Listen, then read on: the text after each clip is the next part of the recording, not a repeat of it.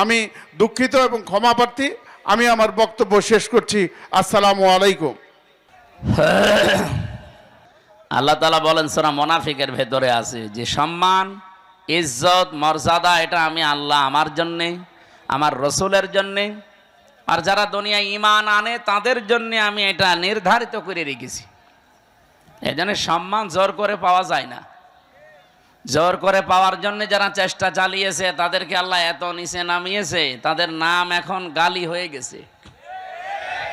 সম্মান মর্যাদা কিসের ভেতরে আপনি এখনো টের পাননি।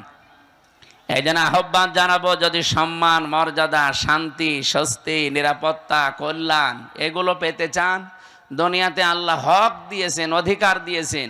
উলাইকা লাহুমুল আমনু, আল্লাহ যেন এভাবে আঙ্গুল দিয়ে দেখাচ্ছে, এটা ইসমে ইশারা। উলাইকা লাহুমুল আমনু, এই মানুষগুলোই শান্তি, স্বস্তি, নিরাপত্তার হকদার। কারা? আল্লাযীনা আমানু ওয়া লাম ইয়ালবিসু ঈমানাহুম বিযুলমিন, যারা ঈমান আনার পরে তাদের ঈমানের সাথে জুলুমকে মিশ্রণ করে না। এখানে জুলুম মানে শিরিক।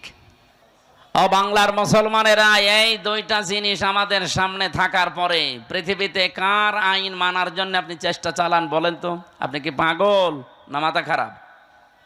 দুনিয়া চালাতে আল্লাহ আইন বানিয়ে পাঠিয়ে দিয়েছেন। আমরা যে সংবিধান বানাবো কে দিয়ে, সেই নামে আল্লাহ একটা সূরাই দিয়েছেন, সূরা ফুরকান। সংবিধান, ফুরকান মানে কি? সংবিধান। ৭৭টা আয়াত আছে এখানে, ৭৩টা ধারা আছে।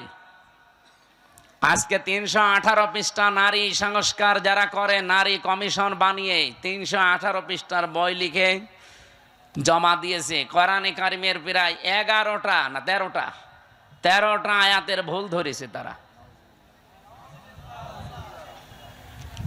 আমি আজকে পুরাটা প্রায় ৩১৮ পৃষ্ঠা ৩ দিন মিলে পুরাটা পড়লাম।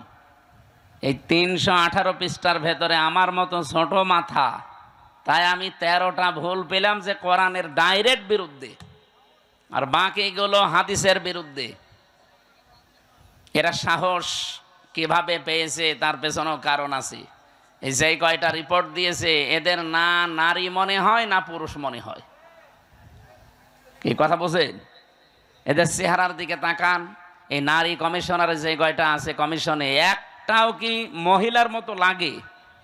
মহিলাদের তো একটা কাটিং কুটিং আছে, এদের কি কি কাটিং? হিজলা কাটিং।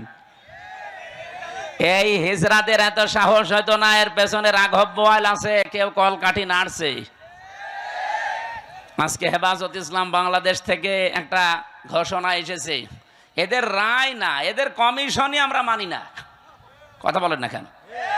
এদের রিপোর্ট পেশ করা দূরের কথা, এ কমিশনই মানি না। এদেশে ৯২% মুসলমান। ভারতে কোরআনের ২৬টা আয়াতের বিরুদ্ধে ওরা কেস করেছিল, তাই তামাম দুনিয়া ফুঁসে উঠেছিল। আর এখানে অলরেডি ১৩টা আয়াতের বিরুদ্ধে, এটাও তো একটা কেস। আমরা চাই এই মানুষগুলোর পেছনে যারা আছে তাদের সহ আইনের মুখোমুখি করে তাদের বিচারের আওতায় আনা লাগবে। এবং আপনি মানব অধিকারের নাম নিয়ে, বাক স্বাধীনতার নাম নিয়ে, সমান অধিকারের নাম নিয়ে কোরআনের বিরুদ্ধে, হাদিসের বিরুদ্ধে কোনো কথা যদি সামনে কেউ বলে, কোনো বিচার লাগবে না, ওরে মেরে ফেলা লাগবে। হ্যাঁ, কথা বলেন। আজ আমরা নিরাপত্তাহীন হয়ে যাচ্ছি দিন দিন। ২৪-এর এই জুলাই আগস্টের বিপ্লবের পরে যাই চলছিল, হঠাৎ দৃশ্য কিন্তু পাল্টিয়ে যাচ্ছে। আমরা নিরাপত্তার বলয় থেকে বের হয়ে যাচ্ছি। এর সবচাইতে বড় সমস্যা হয়ে দাঁড়াচ্ছে এখন আমাদের প্রতিবেশী নামে কলঙ্ক, এই মুশরিকরা। ইয়াজিদ, এই লোকটা সুন্দর একটা নাম না? অনেক সুন্দর নাম ইয়াজিদ, অনেক সুন্দর নাম, অর্থ অনেক সুন্দর, কিন্তু নামটা এখন বিশ্বে কালের আবর্তনে এটা গালি। কাউকে যদি রাগাতে চান বলবেন এজিদের বাচ্চা, রেগে যাবে। অথচ নামটা খারাপ। মীর জাফর, এ ভাইয়ের নামের শেষে মীর আছে, আর ওই লোকটার নামের আগে মীর। মীর জাফর নাম যদি আপনি কাউকে বলেন যে মীর জাফর, ও কি খুশি হবে না রাগ করবে? তো নামটা কিন্তু সুন্দর। একজন সাহাবের নাম জাফর, তার আগে মীর সম্মানসূচক শব্দ একটা শব্দ লাগিয়ে দিয়েছেন।